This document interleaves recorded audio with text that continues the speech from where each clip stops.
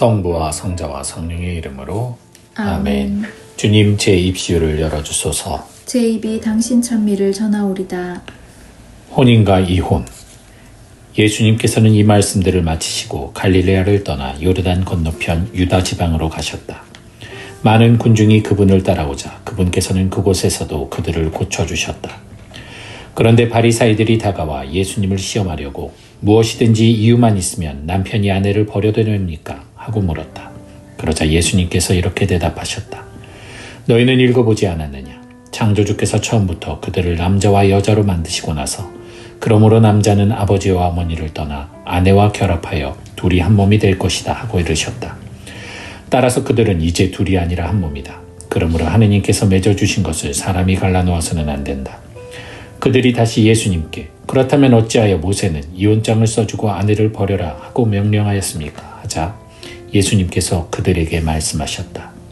모세는 너희의 마음이 완고하기 때문에 너희가 아내를 버리는 것을 허락하였다.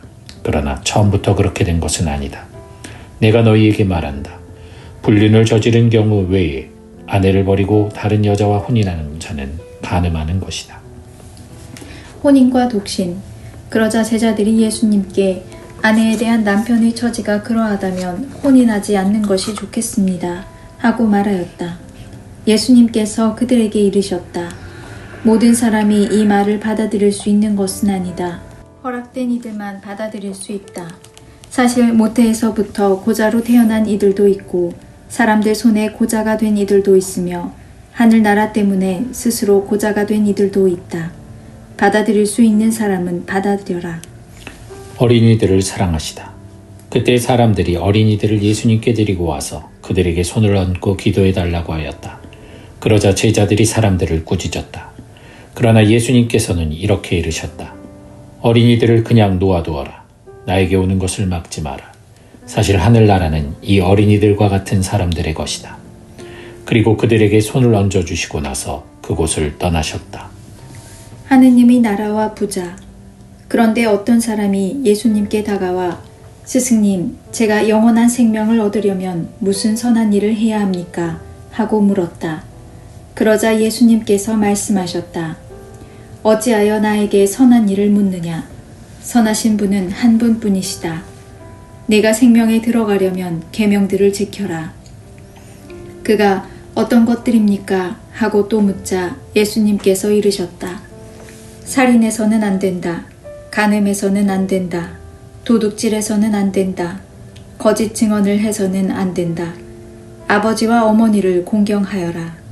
그리고 내 이웃을 너 자신처럼 사랑해야 한다는 것이다. 그 젊은이가 그런 것들은 제가 다 지켜왔습니다. 아직도 무엇이 부족합니까? 하고 다시 묻자 예수님께서 그에게 이르셨다. 내가 완전한 사람이 되려거든 가서 너희 재산을 팔아 가난한 이들에게 주어라. 그러면 내가 하늘에서 보물을 차지하게 될 것이다. 그리고 와서 나를 따라라. 그러나 그 젊은이는 이 말씀을 듣고 슬퍼하며 떠나갔다. 그가 많은 재물을 가지고 있었기 때문이다. 예수님께서 제자들에게 말씀하셨다. 내가 진실로 너희에게 말한다. 부자는 하늘나라에 들어가기가 어려울 것이다. 내가 다시 너희에게 말한다. 부자가 하느님 나라에 들어가는 것보다 낙타가 바늘구멍으로 빠져나가는 것이 더 쉽다. 제자들이 이 말씀을 듣고 몹시 놀라서 그렇다면 누가 구원받을 수 있는가 하고 말하였다. 예수님께서는 그들을 눈여겨보며 이르셨다. 사람에게는 그것이 불가능하지만 하느님께는 모든 것이 가능하다. 따름과 보상. 그때 베드로가 그 말씀을 받아 예수님께 물었다. 보시다시피 저희는 모든 것을 버리고 스승님을 따랐습니다. 그러니 저희는 무엇을 받겠습니까? 예수님께서 말씀하셨다. 내가 진실로 너희에게 말한다. 사람의 아들이 영광스러운 자기 옥좌에 앉게 되는 새 세상이 오면 나를 따른 너희도 12옥좌에 앉아 이스라엘의 12지파를 심판할 것이다. 그리고 내 이름 때문에 집이나 형제나 자매, 아버지나 어머니, 자녀나 토지를 버린 사람은 모두 100배로 받을 것이고 영원한 생명도 받을 것이다. 그런데 첫째가 꼴찌되고 꼴찌가 첫째 되는 이들이 많을 것이다. 선한 포도밭 주인의 비유. 하늘나라는 자기 포도밭에서 일한 일꾼들을 사려고 이른 아침에 집을 나선 밭 임자와 같다. 그는 일꾼들과 하루 한 데나리온으로 합의하고 그들을 자기 포도밭으로 보냈다. 그가 또 9시쯤에 나가보니 다른 이들이 하는 일 없이 장터에 서 있었다. 그래서 그들에게 당신들도 포도밭으로 가시오. 정당한 삭을 주겠소. 하고 말하자 그들이 갔다.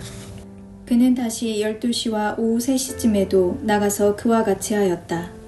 그리고 오후 5시쯤에도 나가보니 또 다른 이들이 서 있었다. 그래서 그들에게 당신들은 왜 온종일 하는 일 없이 여기 서 있소? 하고 물으니 그들이 아무도 우리를 사지 않았기 때문입니다. 하고 대답하였다. 그러자 그는 당신들도 포도밭으로 가시오. 하고 말하였다. 저녁 때가 되자 포도밭 주인은 자기 관리인에게 말하였다. 일꾼들을 불러 맨 나중에 온 이들부터 시작하여 맨 먼저 온 이들에게까지 품삯을 내주시오. 그리하여 오후 5시쯤부터 일한 이들이 와서 한 데나리온씩 받았다. 그래서 맨 먼저 온 이들은 차례가 되자 자기들은 더 받으려니 생각하였는데 그들도 한 데나리온씩만 받았다. 그것을 받아들고 그들은 밭 임자에게 투덜거리면서 맨 나중에 온 저자들은 1시간만 일했는데도 떼약볕 아래에서 온종일 고생한 우리와 똑같이 대우하시는군요. 하고 말하였다. 그러자 그는 그들 가운데 한 사람에게 말하였다. 친구여, 내가 당신에게 불의를 저지르는 것이 아니오. 당신은 나와 한 데나리온으로 합의하지 않았소. 당신 품삯이나 받아서 돌아가시오.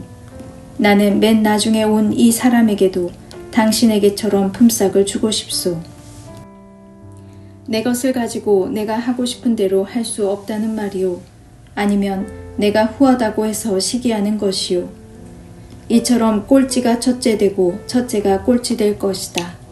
순환과 부활을 세 번째로 예고하시다. 예수님께서 예루살렘으로 올라가실 때 12제자를 따로 데리고 길을 가시면서 그들에게 이르셨다. 보다시피 우리는 예루살렘으로 올라가고 있다. 거기서 사람의 아들은 수석사제들과 율법학자들에게 넘겨질 것이다. 그러면 그들은 사람의 아들에게 사형을 선고하고 그를 다른 민족 사람들에게 넘겨 조롱하고 채찍질하고 나서 십자가에 못 박게 할 것이다. 그러나 사람의 아들은 사한날에 되살아날 것이다. 출세와 섬김. 그때에 제베데오의 두 아들의 어머니가 그 아들들과 함께 예수님께 다가와 엎드려 절하고 무엇인가 청하였다.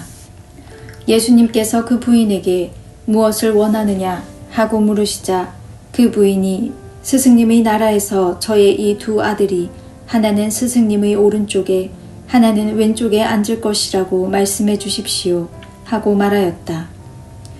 예수님께서 너희는 너희가 무엇을 청하는지 알지도 못한다. 내가 마시려는 잔을 너희가 마실 수 있느냐 하고 물으셨다.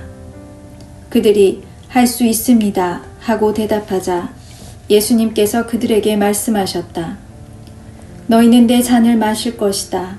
그러나 내 오른쪽과 왼쪽에 앉는 것은 내가 허락할 일이 아니라 내 아버지께서 정하신 이들에게 돌아가는 것이다. 다른 10제자가 이 말을 듣고 그 두 형제를 불쾌하게 여겼다. 예수님께서는 그들을 가까이 불러 이르셨다. 너희도 알다시피 다른 민족들의 통치자들은 백성 위에 군림하고 고관들은 백성에게 세도를 부린다. 그러나 너희는 그래서는 안 된다. 너희 가운데에서 높은 사람이 되려는 이는 너희를 섬기는 사람이 되어야 한다. 또한 너희 가운데에서 첫째가 되려는 이는 너희의 종이 되어야 한다. 사람의 아들도 섬김을 받으러 온 것이 아니라 섬기러 왔고 또 많은 이들의 몸값으로 자기 목숨을 바치러 왔다. 예리코에서 눈먼 두 사람을 고치시다. 그들이 예리코를 떠날 때 많은 군중이 예수님을 따랐다. 그런데 눈먼 사람 둘이 길가에 앉아 있다가 예수님께서 지나가신다는 말을 듣고 다윗의 자손이신 주님, 저희에게 자비를 베풀어 주십시오 하고 외쳤다. 군중이 그들에게 잠자코 있으라고 꾸짖었지만 그들은 더욱 큰 소리로 주님, 다윗의 자손이시여 저희에게 자비를 베풀어 주십시오 하고 외쳤다.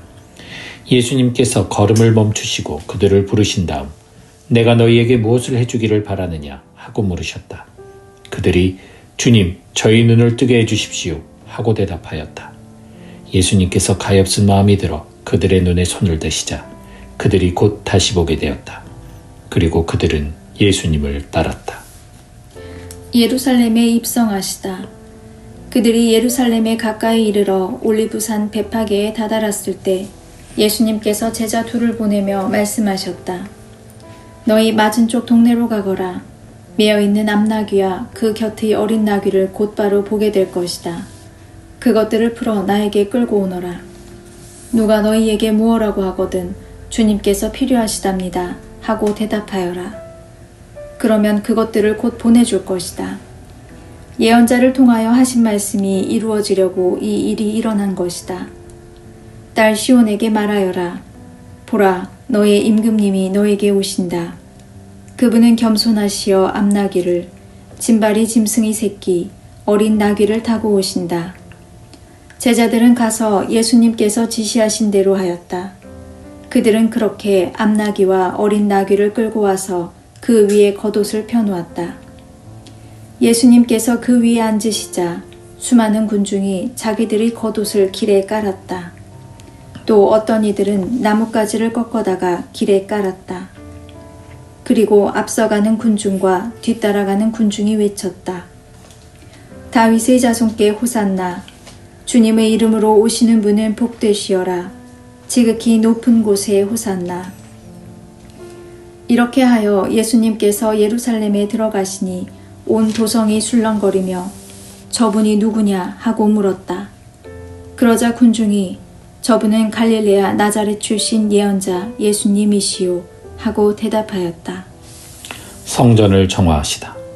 예수님께서는 성전에 들어가시어 그곳에서 사고팔고 하는 자들을 모두 쫓아내시고 환전상들의 탁자와 비둘기 장수들의 의자를 둘러엎으셨다. 그리고 그들에게 말씀하셨다. 나의 집은 기도의 집이라 불릴 것이다 라고 기록되어 있다. 그런데 너희는 이곳을 강도들의 소굴로 만드는구나. 그때 성전에서 눈먼 이들과 절름거리는 이들이 다가오자 예수님께서는 그들을 고쳐주셨다.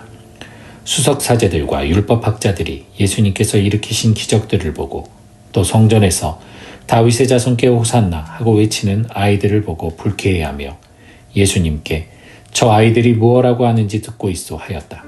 예수님께서 그들에게 말씀하셨다. 그렇다. 당신께서는 아기들과 젖먹이들의 입에서 찬양이 나오게 하셨습니다. 라는 말씀을 너희는 읽어본 적이 없느냐. 예수님께서는 그들을 두고 성을 나와 베타니아로 가시어 그곳에서 밤을 지내셨다. 무화과 나무를 저주하시다. 예수님께서는 새벽에 성 안으로 되돌아가실 때에 시장하셨다. 마침 길가에 있는 무화과 나무 한 그루를 보시고 가까이 가셨다. 그러나 잎사귀 밖에는 달리 아무것도 보이지 않았으므로 그 나무를 향하여 말씀하셨다. 이제부터 너는 영원히 열매 맺는 일이 없을 것이다. 그러자 나무가 즉시 말라버렸다. 제자들이 그것을 보고 놀라서 어째서 무화과 나무가 즉시 말라버렸습니까? 하고 물었다. 예수님께서 그들에게 대답하셨다. 내가 진실로 너희에게 말한다. 너희가 믿음을 가지고 의심하지 않으면 이 무화과 나무에 일어난 일을 할 수 있을 뿐만 아니라 이 산더러 들려서 저 바다에 빠져라 하여도 그대로 이루어질 것이다. 그리고 너희가 기도할 때에 믿고 청하는 것은 무엇이든지 다 받을 것이다. 예수님의 권한을 문제 삼다. 예수님께서 성전에 가서 가르치고 계실 때 수석사제들과 백성의 원로들이 예수님께 다가와 말하였다. 당신은 무슨 권한으로 이런 일을 하는 것이요? 그리고 누가 당신에게 이런 권한을 주었어? 그러자 예수님께서 말씀하셨다. 나도 너희에게 한 가지 묻겠다. 너희가 나에게 대답하면 나도 무슨 권한으로 이런 일을 하는지 너희에게 말해주겠다. 요한의 세례가 어디에서 온 것이냐? 하늘에서냐? 아니면 사람에게서냐? 그들은 저희끼리 의논하였다. 하늘에서 왔다 하면 어찌하여 그를 믿지 않았느냐 하고 우리에게 말할 것이요. 그렇다고 사람에게서 왔다 하자니 군중이 두렵소. 그들이 모두 요한을 예언자로 여기니 말이요. 그래서 그들이 예수님께 모르겠소 하고 대답하였다. 그러자 예수님께서 그들에게 말씀하셨다. 나도 무슨 권한으로 이런 일을 하는지 너희에게 말하지 않겠다. 두 아들의 비유. 너희는 어떻게 생각하느냐? 어떤 사람에게 아들이 둘 있었는데 맏아들에게 가서 얘야 너 오늘 포도밭에 가서 일하여라 하고 일렀다. 그는 싫습니다 하고 대답하였지만 나중에 생각을 바꾸어 일하러 갔다. 아버지는 또 다른 아들에게 가서 같은 말을 하였다. 그는 가겠습니다 아버지 하고 대답하였지만 가지는 않았다. 이 둘 가운데 누가 아버지의 뜻을 실천하였느냐? 그들이 맏아들입니다 하고 대답하자 예수님께서 그들에게 말씀하셨다. 내가 진실로 너희에게 말한다. 세리와 장녀들이 너희보다 먼저 하느님의 나라에 들어간다. 사실 요한이 너희에게 와서 의로운 길을 가르칠 때 너희는 그를 믿지 않았지만 세리와 장녀들은 그를 믿었다. 너희는 그것을 보고도 생각을 바꾸지 않고 끝내 그를 믿지 않았다. 포도밭 소작인의 비유. 다른 비유를 들어보아라. 어떤 밭 임자가 포도밭을 일구어 울타리를 둘러치고 포도학을 파고 탑을 세웠다. 그리고 소작인들에게 내주고 멀리 떠났다. 포도철이 가까워지자 그는 자기 몫의 소출을 받아오라고 소작인들에게 종들을 보냈다. 그런데 소작인들은 그들을 붙잡아 하나는 매질하고 하나는 죽이고 하나는 돌을 던져 죽이기까지 하였다. 주인이 다시 처음보다 더 많은 종을 보냈지만 소작인들은 그들에게도 같은 짓을 하였다. 주인은 마침내 내 아들이야 존중해 주겠지 하며 그들에게 아들을 보냈다. 그러나 소작인들은 아들을 보자 저자가 상속자다. 자, 저자를 죽여버리고 우리가 그의 상속재산을 차지하자 하고 저희끼리 말하면서 그를 붙잡아 포도밭 밖으로 던져 죽여버렸다. 그러니 포도밭 주인이 와서 그 소작인들을 어떻게 하겠느냐. 그렇게 악한 자들은 가차없이 없애버리고 제때의 소출을 바치는 다른 소작인들에게 포도밭을 내줄 것입니다. 하고 그들이 대답하자 예수님께서 그들에게 말씀하셨다. 너희는 성경에서 이 말씀을 읽어본 적이 없느냐? 집 짓는 이들이 내버린 돌, 그 돌이 모퉁이의 머릿돌이 되었네. 이는 주님께서 이루신 일, 우리 눈에 놀랍기만 하네. 그러므로 내가 너희에게 말한다. 하느님께서는 너희에게서 하느님의 나라를 빼앗아 그 소출을 내는 민족에게 주실 것이다. 그리고 그 돌 위에 떨어지는 자는 부서지고 그 돌에 맞는 자는 누구나 으스러질 것이다. 수석사제들과 바리사이들은 이 비유들을 듣고서 자기들을 두고 하신 말씀인 것을 알아차리고 그분을 붙잡으려고 하였으나 군중이 두려웠다. 군중이 예수님을 예언자로 여겼기 때문이다. 주님의 말씀입니다. 그리스도님 찬미합니다. 성부와 성자와 성령의 이름으로 아멘. 아멘.